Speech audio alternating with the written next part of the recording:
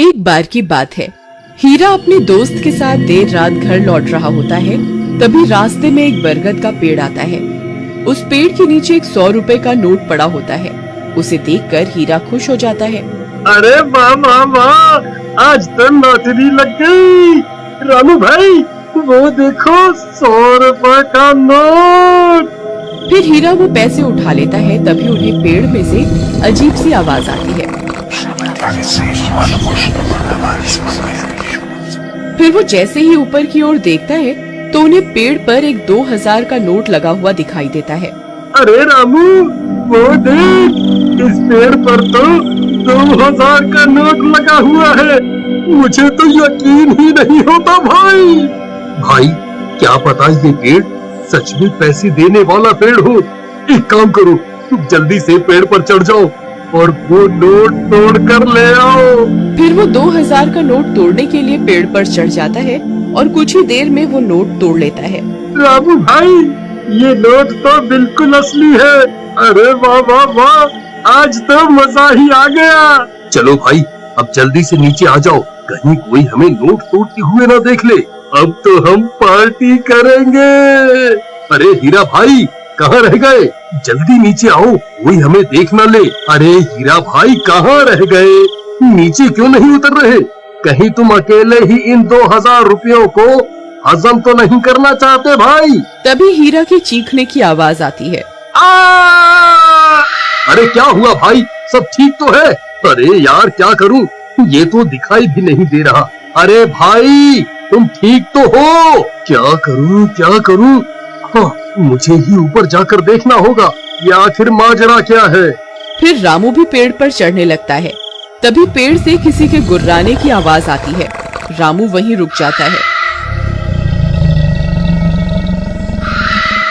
आई mummy, ये कैसी आवाज है?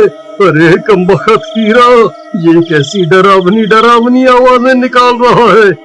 मुझे पता है तू अकेला ही इन 2000 रुपयों को हजम करना चाहता है। आई मम्मी, कौन है भाई? अरे हीरा तेरा नाश मिटे कमबख्त, तुझे क्या लगता है तू मुझे यूं डरा कर 2000 रुपए हजम कर जाएगा? मैं अपने हिस्से के पैसे नहीं छोड़ूंगा। हाँ। फिर डर के मारे रामू वहाँ से भाग जाता है। अरे मर गया रे, भागो रे।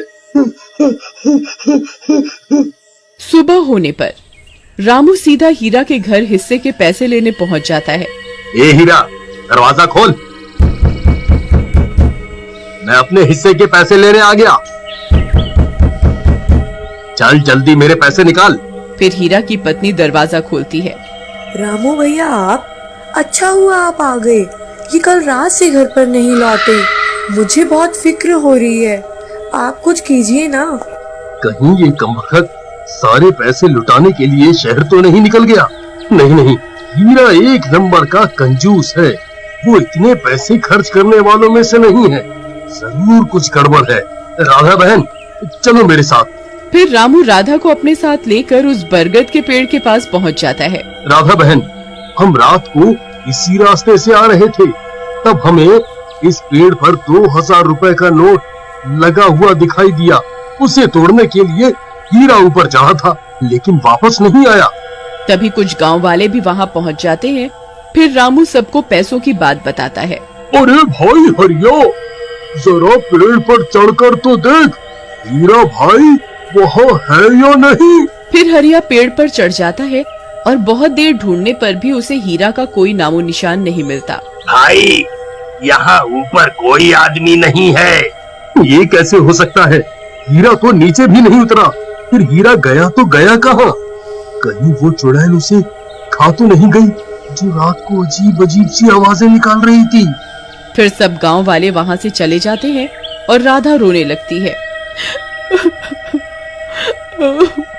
जी आप कहाँ चले गए जी? अब मैं आपको कहाँ ढूंढूं? तुम रो नहीं बहन, हीरा जरूर मिल जाएगा। हम रात होने पर यहाँ दोबारा आएंगे। फिर वे दोनों भी वहाँ से चले जाते हैं।